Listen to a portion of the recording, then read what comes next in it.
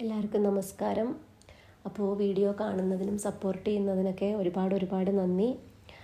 അപ്പോൾ നമ്മളിന്ന് പറയാൻ പോകുന്നത് ഭഗവാന്റെ കൂർമ്മ അവതാരത്തിൻ്റെ വർണ്ണന. ഭഗവാൻ എന്തിനാണ് കൂർമ്മ അവതാരം എടുത്തത് എന്നുള്ള ഒരു കഥയാണ് നമ്മൾ പറയുന്നത്. ഓരോ സമയങ്ങളിലും അധർമ്മത്തിനെ നശിപ്പിച്ച് അവിടെ ധർമ്മം പുനഃസ്ഥാപിക്കാൻ വേണ്ടിയിട്ട് ഭഗവാൻ പല പല അവതാരങ്ങളിൽ വന്നിട്ടുണ്ട്. അപ്പോൾ അതിലൊന്നാണ് കൂർമാവതാരം. അപ്പോൾ നമുക്ക് കഥയിലേക്ക് കടക്കാം. അപ്പോൾ ഒരു ദിവസം ഒരു നാളിൽ ദേവലോകത്ത് എത്തിയിട്ടുള്ള ദുർവാസാവ് മഹർഷി അദ്ദേഹത്തിനെ അപ്സരസ്സുകളൊക്കെ, ദേവലോകത്തിലെ അപ്സരസ്സുകളൊക്കെ യഥാവിധി അദ്ദേഹത്തിനെ സ്വീകരിക്കും, അങ്ങനെ അദ്ദേഹത്തിനെ ബഹുമാനിക്കും. അങ്ങനെ അപ്സര സുന്ദരികളിൽ ഒരാളായിട്ടുള്ള മേനക സുഗന്ധ പുഷ്പങ്ങളും കൊണ്ട് കോർത്തിട്ടുള്ള ഒരു വിശിഷ്ടമായ മാല്യം അങ്ങനെ ദുർവാസാവ് മഹർഷിക്ക് സമ്മാനിക്കും. അപ്പോൾ ആ ഒരു മാല്യം കണ്ടിട്ട് മഹർഷി അത്യന്തം സന്തുഷ്ട ചിത്തനാവും. അങ്ങനെ ആ മാല്യത്തിനെ അദ്ദേഹം ഇന്ദ്രദേവന് സമ്മാനിക്കും. അപ്പോൾ ഇന്ദ്രനാവട്ടെ അദ്ദേഹത്തിൻ്റെ വാഹനമായിട്ടുള്ള ഐരാവതം എന്ന് പേരുള്ള ഗജശ്രേഷ്ഠൻ്റെ കൊമ്പിൽ ആ മാല തൂക്കിയിട്ടു. അപ്പോൾ ആ ഒരു മാല ഉണ്ടാക്കിയത് അത്രയും തന്നെ നല്ല സുഗന്ധം ഊറുന്ന ആ കുറേ പുഷ്പങ്ങൾ കൊണ്ടായിരുന്നു. അപ്പോൾ ആ വിശിഷ്ടമായിട്ടുള്ള ആ കുസുമങ്ങളുടെ തീക്ഷ്ണഗന്ധം കൊണ്ട് വണ്ടിൻ കൂട്ടം ആകൃഷ്ടരായിട്ട് അങ്ങനെ ഐരാവതത്തിൻ്റെ ചുറ്റും കൂടി. അപ്പോൾ അതിൻ്റെ ആ ഒരു വണ്ടുകൾ ഇങ്ങനെ ചുറ്റും കൂടിയ സമയത്ത് അതിൻ്റെ ഒരു അസ്വസ്ഥത ഉണ്ടായപ്പോൾ ആ ഗജവീരൻ അങ്ങനെ മസ്തകം കുലുക്കി. അപ്പോൾ ആ സമയത്ത് താഴെ ആ വിശിഷ്ടമായ മാല്യം താഴെ വീഴും. അപ്പം അങ്ങനെ അത് കാലുകൊണ്ട് ആ ഗജവീരൻ, അതായത് ഐരാവതം ചവിട്ടി അരയ്ക്കും. ഐരാവതത്തിന് അറിയില്ല ആ മാല എന്താണ്, അല്ലെങ്കിൽ അതിൻ്റെ പ്രത്യേകത എന്താണെന്നൊന്നും അറിയില്ല. ആ വണ്ടൻകൂട്ടം വന്ന് അങ്ങനെ അസ്വസ്ഥനാക്കിയപ്പോൾ അത് താഴെ വീണു. അപ്പം അങ്ങനെ കാലുകൊണ്ട് ചവിട്ടി അരയ്ക്കും.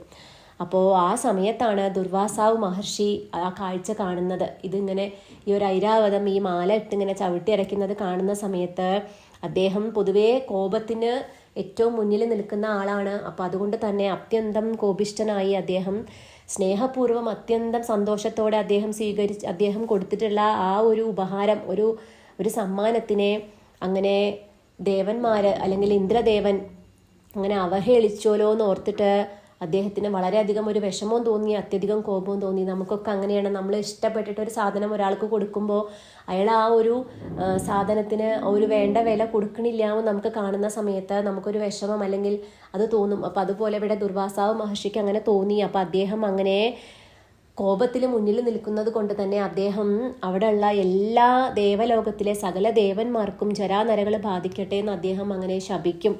അപ്പോൾ അങ്ങനെ തൽക്ഷണം ഇന്ദ്രൻ ഉൾപ്പെടെ സകല ദേവന്മാരും അങ്ങനെ എല്ലാവർക്കും വാർദ്ധക്യം ബാധിച്ചു.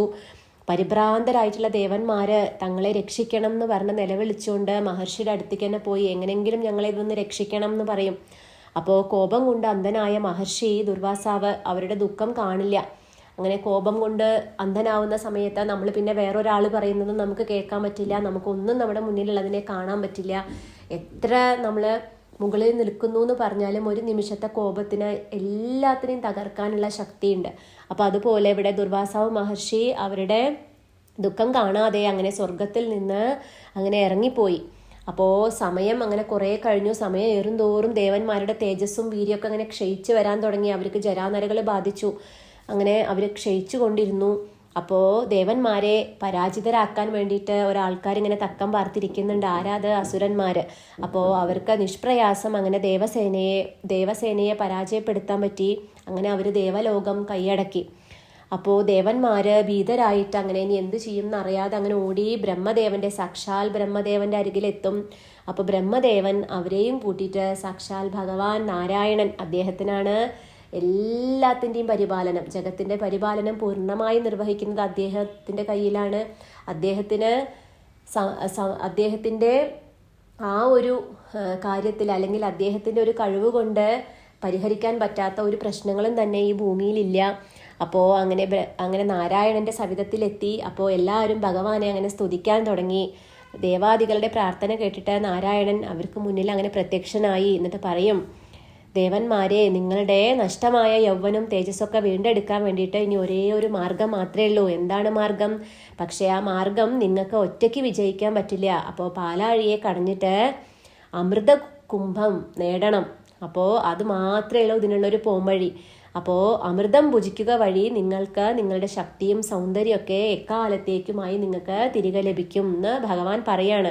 അപ്പോൾ വിഷ്ണു ഭഗവാന്റെ ഉപദേശത്തിനനുസരിച്ചിട്ട് ദേവഗണങ്ങൾ അങ്ങനെ പാലാഴി മഥനം ചെയ്യാം. ഭഗവാൻ പറഞ്ഞതല്ലേ, ഭഗവാൻ പറഞ്ഞാൽ ആ കാര്യങ്ങൾ എന്തായാലും ചെയ്യണം. ഭഗവാനാണ് എല്ലാത്തിൻ്റെയും ആ ഒരു പ്രശ്നങ്ങളുടെ പരിഹാരം അറിയുക. അപ്പോൾ ഭഗവാൻ പറഞ്ഞതുകൊണ്ട് തന്നെ അത് ചെയ്യണമെന്ന് വിചാരിച്ച് അങ്ങനെ പാലാഴി മഥനം നടത്താൻ തീരുമാനിക്കും. അപ്പോൾ ദേവന്മാരെ ഒറ്റയ്ക്ക് വിചാരിച്ചാൽ മഥനം പൂർത്തിയാക്കാൻ പറ്റില്ല. അപ്പോൾ അതുകൊണ്ട് അസുരന്മാരുടെ സഹായം എന്തായാലും വേണം, അല്ലെങ്കിൽ അവർക്കിത് ചെയ്യാൻ പറ്റില്ല എന്ന് മനസ്സിലാവും. അപ്പോൾ ദേവന്മാരങ്ങനെ അസുരന്മാരുമായിട്ട് അങ്ങനെ സന്ധി ചേരും. നമുക്ക് രണ്ടുപേർക്കും കൂടിയും ഇങ്ങനെ പാലാഴി നമുക്ക് കടയാം എന്നൊക്കെ പറഞ്ഞ് അങ്ങനെ സന്ധി ചേർന്ന് അവർ രണ്ടാളും അങ്ങനെ അത് ആ ഒരു കാര്യം ചെയ്യാൻ വേണ്ടി സന്നദ്ധരാവും. അപ്പോൾ അങ്ങനെ രണ്ടുപേരും മഥനം ആരംഭിക്കാൻ അങ്ങനെ തീരുമാനിക്കും. അപ്പോൾ കടക്കോലായിട്ട് മന്ദരപർവ്വതത്തെ ആക്കി, അതുപോലെ കയറായിട്ട് വാസുകിയെയും കൊണ്ടുവന്നു. അപ്പോൾ വാസുകിയെ മന്ദരപർവ്വതത്തിൽ ചുറ്റിയ ശേഷം ശിരോഭാഗവും വാൽഭാഗവും ഓരോ കൂട്ടരും പിടിക്കേണ്ടതായിട്ടുണ്ട്. എന്നാൽ മാത്രമേ കടയാൻ പറ്റുള്ളൂ. നമ്മൾ തൈരൊക്കെ കടയുന്ന സമയത്ത് അതിന്ന് വെണ്ണ എടുക്കാൻ വേണ്ടി നമ്മൾ കണ്ടിട്ടുണ്ട്, 2 കയറും നമ്മൾ 2 കൈ കൊണ്ട് പിടിക്കണം. അപ്പോൾ അതുപോലെ 2 സൈഡും പിടിക്കണം. അപ്പോൾ വാസുകിയുടെ ശിരോഭാഗമുണ്ട്, വാൽഭാഗമുണ്ട്. അപ്പോൾ ഓരോ കൂട്ടരും പിടിക്കണം. അപ്പോൾ അസുരന്മാര് ഞങ്ങൾ തലഭാഗം മാത്രമേ പിടിക്കുള്ളൂ എന്ന് പറഞ്ഞ് അങ്ങനെ വാശി പിടിക്കും. അപ്പോൾ എന്തായാലും ഈ ഒരു പാലാഴി മഥനം നടത്തേണ്ടത് ആവശ്യമാണല്ലോ. അപ്പോൾ ദേവന്മാര് അവരുടെ ഇച്ഛാനുസരണം നടന്നോട്ടെ എന്ന് വിചാരിച്ചിട്ട് വാസുകിയുടെ ശിരസ് ഉൾപ്പെടുന്ന ഭാഗം അങ്ങനെ അസുരന്മാർക്ക് കൊടുക്കും. അങ്ങനെ വാലിൻ്റെ ഭാഗം അങ്ങനെ ദേവന്മാര് അങ്ങനെ പിടിച്ചിട്ട് പാലാഴി അങ്ങനെ കടയാൻ വേണ്ടി അങ്ങനെ മഥനം ആരംഭിക്കും. അപ്പോൾ കുറേ സമയത്തിന് ശേഷം ശക്തമായ മഥന പ്രക്രിയ കൊണ്ട് വാസുകിയുടെ വായിൽ നിന്ന് ഉഗ്രമായിട്ടുള്ള വിഷപ്പുക അങ്ങനെ പുറത്തേക്ക് അങ്ങനെ വമിക്കാൻ തുടങ്ങി. അപ്പോൾ ആ മാരകമായ വിഷപ്പുക ഏറ്റിട്ട് അസുരന്മാരിലെ പല ആൾക്കാരും അങ്ങനെ ബോധരഹിതരായിട്ട് ബോധം കെട്ട് അങ്ങനെ വീണു. അപ്പോൾ മഥനം പിന്നെയും കുറേ നേരം അങ്ങനെ നീണ്ടുപോയി. അപ്പോൾ തളർന്ന അവശനായി വാസുകി, മന്ദരപർവ്വതം കടഞ്ഞ് അങ്ങനെ വാസുകി അവശനായി. അപ്പോൾ വാസുകി അതിഘോരമായിട്ടുള്ള ആ സമയത്ത് അതിഘോരമായിട്ടുള്ള കാളകൂട വിഷം അങ്ങനെ പുറത്തേക്ക് ഛർദ്ദിക്കാൻ തുടങ്ങി അവശനായപ്പോൾ. അപ്പോൾ ജഗത്തിനാകെ ആപത്താണ് അതെന്ന് മനസ്സിലാക്കിയ സാക്ഷാൽ ഭഗവാൻ മഹാദേവൻ അവിടെ വന്ന് പ്രത്യക്ഷനായി ശീഘ്രം തന്നെ അദ്ദേഹം ആ കാളകൂട വിഷത്തിനെ കൈക്കുമ്പിളിലാക്കിയിട്ട് അദ്ദേഹത്തിൻ്റെ വായിലേക്ക് ഒഴിക്കും. അപ്പോൾ ഈ പ്രവൃത്തി കണ്ടിട്ടുള്ള അദ്ദേഹത്തിൻ്റെ വാമദേവമായിട്ടുള്ള അദ്ദേഹത്തിൻ്റെ ആ പാർവതീദേവി പരിഭ്രാന്തയായിട്ട് അവിടേക്ക് എത്തി. അങ്ങനെ പെട്ടെന്ന് തൻ്റെ പതിക്ക് ജീവഹാനി സംഭവിക്കുന്നു ഭയന്നിട്ട് പരമേശ്വരൻ്റെ കണ്ടത്തിൽ അങ്ങനെ കൈകളാൽ അമർത്തി അങ്ങനെ പിടിക്കും. അപ്പോൾ ആ സമയത്ത് ആ ഉഗ്രവിഷം അങ്ങനെ പരമേശ്വരൻ്റെ കണ്ടത്തിൽ അങ്ങനെ ഉറയ്ക്കും. അപ്പോൾ അത് ഉള്ളിലേക്ക് പോവില്ല. അപ്പോൾ അതിൻ്റെ ആ ഒരു തീക്ഷ്ണത കൊണ്ട് ഭഗവാന്റെ കണ്ഠഭാഗം അങ്ങനെ നീലവർണ്ണമായിട്ട് അങ്ങനെ മാറും. അങ്ങനെ ഭഗവാന് സാക്ഷാൽ മഹാദേവന് നീലകണ്ഠൻ എന്നുള്ളൊരു നാമധേയം അങ്ങനെ കിട്ടും. അപ്പോൾ പാലാഴി മഥനം എന്നുള്ള കഠിന പ്രയത്നത്തിൽ ഏർപ്പെട്ടിരുന്ന അസുരന്മാര് എന്താണ് വാസുകിയൊക്കെ അങ്ങനെ എല്ലാവരും അങ്ങനെ അത്യന്തം പിന്നെയും ക്ഷീണിതരായി. അപ്പോൾ ഒരു സമയത്ത് അവർക്ക് ആ മന്ദരപർവ്വതത്തിലുള്ള പിടി ഒന്ന് അയഞ്ഞു. അവർ ക്ഷീണിച്ചപ്പോൾ അവരുടെ കൈ അറിയാണ്ട് എന്ന് അയഞ്ഞു പോയി. അപ്പോൾ ആ ഒരു സമയത്ത് മന്ദരപർവ്വതം അങ്ങനെ സമുദ്രത്തിലേക്ക് അങ്ങനെ താഴ്ന്നു പോയി. അപ്പം ഇനി എന്ത് ചെയ്യും എന്നറിയാതിരിക്കുന്ന അങ്ങനെ ആകെ ആശയക്കുഴപ്പമായി. ഇനിയിപ്പോൾ എന്ത് ചെയ്യും? പർവ്വതം താഴെ പോയി കഴിഞ്ഞ് ഇനി എങ്ങനെ കടയും, എന്ത് ചെയ്യും എന്ന് ഇങ്ങനെ ഇരിക്കുന്ന സമയത്ത് അങ്ങനെ ദേവദാനവന്മാരെ ദർശിച്ചിട്ട് സാക്ഷാൽ ഭഗവാൻ നാരായണൻ ഉടൻ തന്നെ അതിഭീമാകാരമായിട്ടുള്ള ഒരു കൂർമ്മം അപ്പോൾ ആ രൂപം സ്വീകരിച്ചിട്ട് മന്ദരപർവ്വതത്തെ അങ്ങനെ ഉയർത്തി കൊണ്ടുവരികയാണ് ഭഗവാൻ. അപ്പോൾ ഭഗവാൻ നാരായണൻ ജഗത്തിൻ്റെ പരിപാലനത്തിന് വേണ്ടി അങ്ങനെ 2ാമത്തെ അവതാരമായിട്ടുള്ള കൂർമാവതാരം സ്വീകരിച്ചുകൊണ്ട് അവിടെ വന്നു. അങ്ങനെ മന്ദരപർവ്വതത്തിനെ ഉയർത്തി. അത് മനസ്സിലാക്കിയ ഋഷിമാരും ദേവതാദികളൊക്കെ അങ്ങനെ അദ്ദേഹത്തിനെ അങ്ങനെ സ്തുതിക്കാൻ തുടങ്ങി. അപ്പോൾ പാലാഴി മഥനം അങ്ങനെ വിജയകരമായിട്ട് വീണ്ടും അങ്ങനെ തുടർന്നു ഭഗവാന്റെ സഹായം കൊണ്ട്. അപ്പോൾ ഈ വേള പാലാഴിയിൽ നിന്ന് മഥനത്തിൻ്റെ ഫലമായിട്ട് കാമധേനു അങ്ങനെ ഉയർന്നു വന്നു. അപ്പം അതിനെ ഭഗവാൻ നാരായണൻ ഋഷിമാർക്ക് വേണ്ടിയിട്ട് സമർപ്പിക്കും. അങ്ങനെ അതിനുശേഷം ഉച്ചൈസ്രവസ് എന്നുള്ള ഒരു മനോഹരമായിട്ടുള്ള ഒരു അശ്വം, പ്രത്യക്ഷമായി ഒരു കുതിര, അപ്പോൾ അത് ദേവന്മാരങ്ങനെ സ്വന്തമാക്കും. അപ്പോൾ തുടർന്ന് അതിനുശേഷം ആരെയും മോഹിപ്പിക്കുന്ന അഴകോട് കൂടിയിട്ടുള്ള അത്യധികം സുന്ദരമായിട്ടുള്ള ആ ഒരു അഴകോട് കൂടിയിട്ടുള്ള ചന്ദ്രൻ അങ്ങനെ വരും. ശോഭിതമായ കൗസ്തുഭരത്നം വരും. അങ്ങനെ ജഗത്തിനെ ആകമാനം സുഗന്ധപൂരിതമാക്കുന്ന പാരിജാതവും അപ്സര സുന്ദരിമാരും അതേപോലെ സകല ഗുണ ഐശ്വര്യങ്ങളൊക്കെ തികഞ്ഞിട്ടുള്ള കൽപ്പക വൃക്ഷവും അങ്ങനെ ഉയർന്നു വരും. അപ്പോൾ മനോഹരമായ ചന്ദ്രനെ ഭഗവാൻ സാക്ഷാൽ പരമശിവന് കൊടുക്കും. കൗസ്തുഭത്തിനെ മഹാവിഷ്ണു ഭഗവാൻ എടുക്കും. കൽപ്പവൃക്ഷം അപ്സരസുകൾ എന്നുള്ളതിനൊക്കെ ദേവന്മാർക്ക് കൊടുത്തു. അതേപോലെ പിന്നീട് ഉയർന്നു വന്നിട്ടുള്ള വാരുണി എന്ന സുന്ദരിയെ അങ്ങനെ അസുരന്മാർക്ക് കൊടുക്കും. അസുരന്മാര് ആ വാരുണിയെ സ്വന്തമാക്കും. അപ്പോൾ അങ്ങനെ സമുദ്രത്തിൻ്റെ മേൽഭാഗത്ത് വ്യാപിച്ചു കിടന്നിരുന്ന അങ്ങനെ വിഷം, ആ വിഷത്തിനെ നാഗത്താന്മാർ അതായത് നാഗങ്ങള് സ്വീകരിക്കും. അപ്പോൾ അങ്ങനെ അപ്രകാരം പാലാഴി മദന വേളയിൽ ഒട്ടനവധി മനോഹരമായിട്ടുള്ളതും അമൂല്യങ്ങളുമായിട്ടുള്ള വസ്തുക്കൾ ഉയർന്നു വന്നു. അപ്പോൾ ഒടുവിൽ അതിതേജസ്വി ആയിട്ടുള്ള ഒരു പുരുഷൻ കയ്യിൽ അമൃത കുംഭവും ഏന്തിയിട്ട് പ്രത്യക്ഷനായി. ആരായിരുന്നു അത്? സാക്ഷാൽ ധന്വന്തരമൂർത്തി. അപ്പോൾ ധന്വന്തരി ദേവനായിരുന്നു അത്. അപ്പോൾ അതിനുശേഷം ധന്വന്തരി ദേവന് ശേഷം അവിടെ ജ്യേഷ്ഠ ഭഗവതി പ്രത്യക്ഷയായി. അപ്പോൾ യാതൊരുവിധ ഐശ്വര്യവുമില്ലാത്ത അവളെ ഏറ്റെടുക്കാൻ ആരും തയ്യാറായില്ല. എല്ലാവരും അങ്ങനെയാണ്, നല്ല സാധനങ്ങളൊക്കെ എടുക്കാൻ എല്ലാ ആൾക്കാരും ഉണ്ടാവും, നല്ലതല്ലാത്തതിനെ എടുക്കാൻ ആരും ഉണ്ടാവില്ല. അപ്പോൾ ജ്യേഷ്ഠ ഭഗവതി അങ്ങനെ ഐശ്വര്യമില്ലാത്തത് കൊണ്ട് തന്നെ ആരും എടുക്കാൻ തയ്യാറായില്ല. അപ്പോൾ അത് ഓർത്തിട്ട് അതീവ ദുഃഖിതയായി നിൽക്കുന്ന ജ്യേഷ്ഠ ഭഗവതിയോട് ഭഗവാൻ പറഞ്ഞു, ഭഗവാന് എല്ലാ ആൾക്കാരും ഒരുപോലെയാണ്, ഒരു നല്ല ആള് മോശപ്പെട്ട ആളെന്നൊന്നുമില്ല, എല്ലാ ആൾക്കാർക്കും ഭഗവാൻ തുല്യമായ ഒരു അവസരം അല്ലെങ്കിൽ ഒരു ഭഗവാന്റെ അവരുടെ ഒരു കഴിവിന് അല്ലെങ്കിൽ അവരുടെ ഒരു പദവിക്ക് അനുസരിച്ചിട്ടുള്ള സ്ഥാനം ഭഗവാൻ കൊടുക്കും. അപ്പോൾ ജ്യേഷ്ഠ ഭഗവതി അങ്ങനെ ദുഃഖിതയായി നിൽക്കുന്ന സമയത്ത് ഭഗവാൻ സാക്ഷാൽ നാരായണൻ പറഞ്ഞു, ദേവി നീ ദുഃഖിതയാവേണ്ട ആവശ്യമില്ല. എവിടെ വെളിച്ചമുണ്ടോ അവിടെ ഇരുട്ടുണ്ട്. എവിടെ വെളിച്ചം വരികയാണെങ്കിലും അവിടെ ഒരു ഇരുട്ടുണ്ടാവും. അപ്പോൾ നീ ഐശ്വര്യത്തിന് വിപരീതമായിട്ടാണ് നിലകൊള്ളുന്നത്. അപ്പോൾ ഐശ്വര്യം ലക്ഷ്മി ദേവിയാണെങ്കിൽ ജ്യേഷ്ഠ ഭഗവതി ഐശ്വര്യത്തിന്റെ വിപരീതമായിട്ടാണ് നിലനിൽക്കുന്നത്. അപ്പോൾ അതുകൊണ്ട് ചില സ്ഥലങ്ങൾ ഞാൻ നിനക്ക് തരാം, അവിടെ നിനക്ക് സ്ഥാനം ഉണ്ടാവും എന്ന് പറയാണ്. അപ്പോൾ ഏതൊക്കെയാണ് ആ സ്ഥലങ്ങൾ എന്ന് പറയാണ്.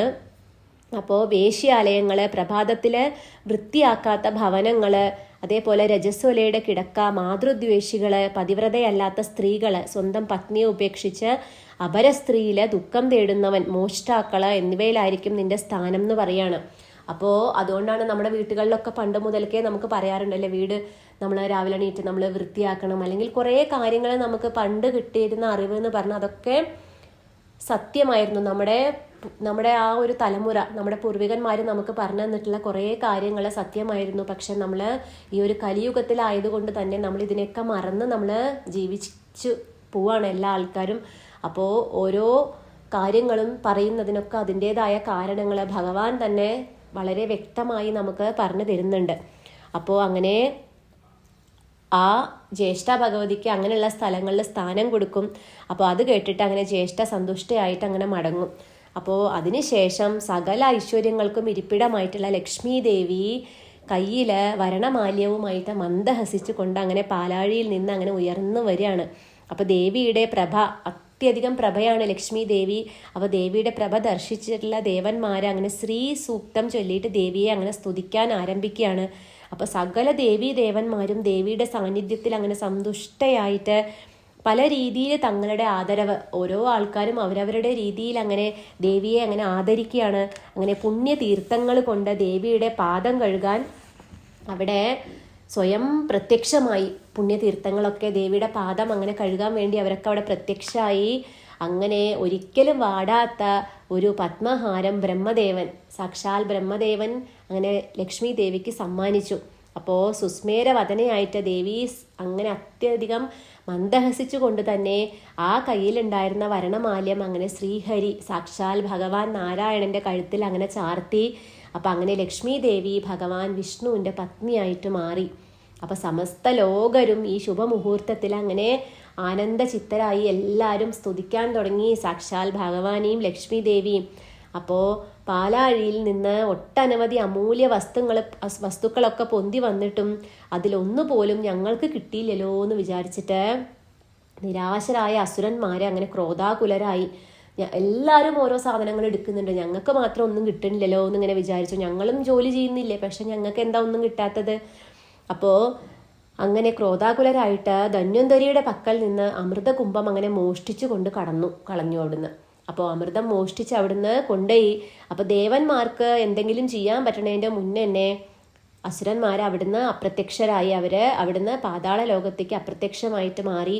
അങ്ങനെ അസുരന്മാർ ഈ അമൃത് ഭക്ഷിച്ചാൽ ഉണ്ടാവുന്ന ആ ഒരു അപകടം മനസ്സിലാക്കിയിട്ടുള്ള സാക്ഷാൽ ഭഗവാൻ അപ്പോൾ ആരെയും മോഹിപ്പിക്കുന്ന അതിസുന്ദരിയായിട്ടുള്ള ഒരു യുവതിയുടെ രൂപം അങ്ങനെ സ്വീകരിച്ചിട്ട്, ആരായിരുന്നു ആ യുവതി? മോഹിനി. അപ്പം മോഹിനി രൂപം പൂണ്ടിട്ടുള്ള ഭഗവാൻ ശീഘ്രം തന്നെ അങ്ങനെ പാതാളത്തിൽ പ്രത്യക്ഷപ്പെട്ടു. അപ്പോൾ പാതാളത്തിൽ ഈ സമയം അതിഭയങ്കരമായ ഒരു തർക്കം അവിടെ നടക്കുകയാണ്. എന്തായിരുന്നു തർക്കം? ആ ധന്വന്തരി മൂർത്തിയിൽ നിന്ന് കിട്ടിയിട്ടുള്ള ഈ അമൃത് ആരാണ് വിളമ്പുക എന്നുള്ളൊരു തർക്കം അവർ തമ്മിൽ അവിടെ നടക്കുകയാണ്. അപ്പോൾ ഉചിതമായ സമയത്ത് തന്നെയാണ് മോഹിനിയുടെ രംഗപ്രവേശം. ഭഗവാൻ സാക്ഷാൽ മോഹിനി രൂപത്തിൽ അവിടെ എത്തിയത് കറക്റ്റ് ഒരു സമയത്ത് തന്നെയാണ്. അപ്പോൾ ഒരു നിമിഷം അസുരന്മാരുടെ എല്ലാവരുടെയും ശ്രദ്ധ അങ്ങനെ മോഹിനിയുടെ നേർക്ക് തിരിയാണ്. ഇത്രയും ലാവണ്യമുള്ള ഒരു സുന്ദരിയെ ആരും അവരുടെ ജീവിതത്തിൽ കണ്ടിട്ട് തന്നെ ഇല്ല. അപ്പം അതുകൊണ്ട് ആ മാദക സൗന്ദര്യത്തിൽ മയങ്ങിയ ആ ദാനവന്മാര് അസുരന്മാര് ഏകസ്വരത്തിൽ അങ്ങനെ ചോദിക്കുകയാണ്. എന്താ ചോദിക്കണത്? സുന്ദരി, നീ ആരാണ്? നിന്നെ ഇതിനു മുന്നേ ഞങ്ങൾ ഇവിടെ ഒന്നും കണ്ടിട്ടില്ലല്ലോ എന്ന് ചോദിക്കുകയാണ്. അപ്പോൾ മോഹിനി സാക്ഷാൽ ഭഗവാൻ പറയാണ്, ദൈത്യശ്രേഷ്ഠന്മാരെ, ഞാൻ നിങ്ങളുടെ കുലത്തിലുള്ള ഒരാൾ തന്നെയാണ്. അപ്പോൾ പറയാണ് ഭഗവാൻ, ഞാൻ നിങ്ങളുടെ കുലത്തിലുള്ള ഒരാൾ തന്നെയാണ്.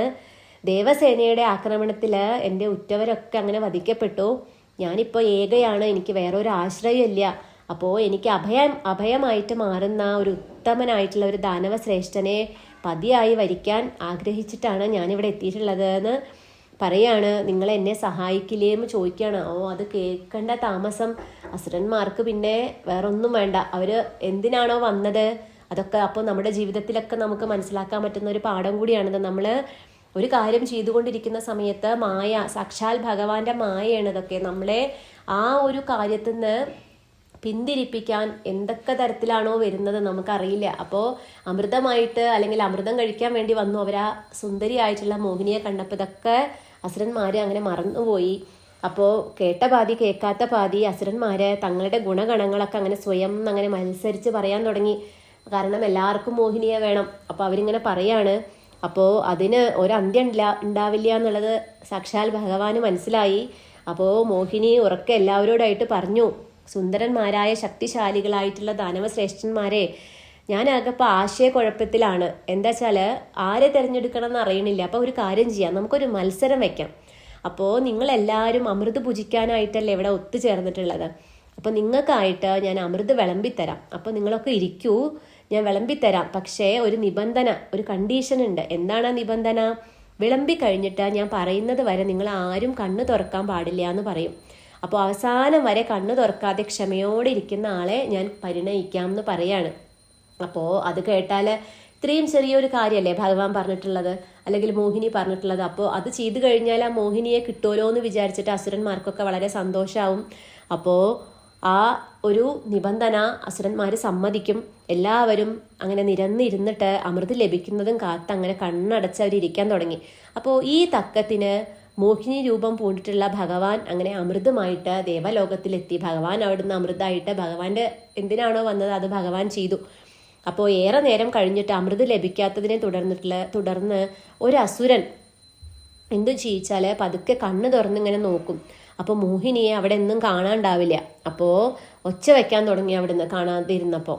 അപ്പോൾ അസുരൻ്റെ ശബ്ദം കേട്ടിട്ട് മറ്റുള്ള അസുരന്മാരൊക്കെ അങ്ങനെ കണ്ണു തുറക്കും. അപ്പോൾ തങ്ങൾ വഞ്ചിതരായിരിക്കുകയാണ് എന്നുള്ളത് അവർക്ക് മനസ്സിലാവും. അപ്പോൾ അവർക്ക് അങ്ങനെ മനസ്സിലായപ്പോൾ അവരാകെ ഒരു നിരാശരായി, അവർക്കാകെ ലജ്ജിതരായി അവരുടെ സ്വസ്ഥാനങ്ങളിലേക്ക് മടങ്ങും. അപ്പോൾ ദേവലോകത്ത് ദേവന്മാരൊക്കെ അങ്ങനെ അമൃത് ഭുജിക്കാനായിട്ട് നിരനിരയായി അങ്ങനെ ഇരുന്നു. ഭഗവാൻ അവിടെ അമൃത കുമ്പെടുത്ത് അങ്ങനെ ദേവലോകത്തേക്ക് കൊണ്ടു കൊടുത്തുവല്ലോ. അപ്പോൾ ഈ സമയത്ത് അസുരന്മാരിലെ ഒരാളായിട്ടുള്ള രാഹു എല്ലാവരുടെയും കണ്ണ് വെട്ടിച്ചിട്ട് വേഷപ്രച്ഛന്നനായിട്ട് ദേവന്മാരുടെ അടുത്ത് അങ്ങനെ വന്നിരുന്നിട്ടുണ്ടായിരുന്നു. എന്തിനു വേണ്ടിയിട്ട്? അമൃത് ഭക്ഷിക്കാൻ വേണ്ടിയിട്ട്. അപ്പോൾ ദേവന്മാര് അല്പം അമൃത് കൈകളിലേക്ക് ഒഴിച്ചു. പക്ഷേ അപ്പം തന്നെ ആ രൂപം മാറി എത്തിയത് രാഹുവാണെന്ന് മനസ്സിലാക്കിയിട്ടുള്ള സൂര്യചന്ദ്രന്മാർക്ക് അത് മനസ്സിലായി, ഇത് വേഷം മാറി വന്നിട്ടുള്ള അസുരനാണ് എന്നുള്ളത്. അപ്പോൾ അപ്പം തന്നെ സാക്ഷാൽ ഭഗവാനെ വിവരം അറിയിച്ചു, ഇങ്ങനെ ഒരു സംഭവം ഉണ്ടായിട്ടുണ്ടെന്ന് പറയുന്ന സമയത്ത് ഭഗവാൻ ആ നിമിഷം തന്നെ സുദർശന ചക്രം രാഹുവിന് നേരെ അങ്ങനെ പ്രയോഗിക്കും.